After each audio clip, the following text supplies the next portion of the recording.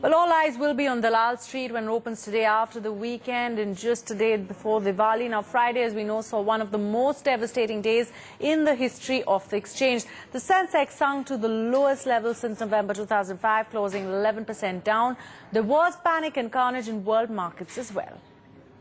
Would you say, Montek, now? Don't expect the Indian stock markets to bounce back yet. That's what Planning Commission's Montek Singh Ahluwalia believes.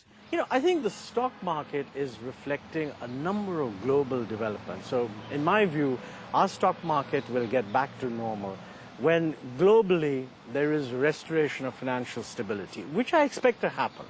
And secondly, when people see Have you begun to see signs of that globally?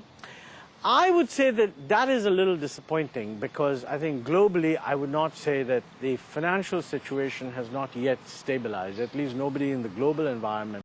Numbers will be released on the US GDP, jobs, housing, even customer sentiment and spending. Indian officials have repeatedly said they will change policy, cut rates as and when required. But even they don't know how bad the credit crisis is.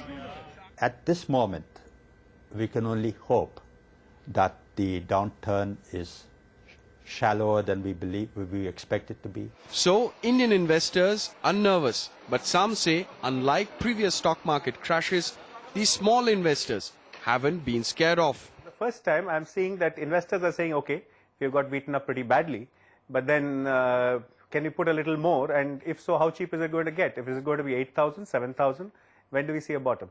So really speaking, I think the retail investor has shown such immense maturity. On last Diwali's Muhurat trading at the BSE, the Sensex was galloping upwards. This Diwali, the Sensex is about 10,000 points lower. One can't predict the markets, but can bet. The smiles will be more subdued, the prayers more intense.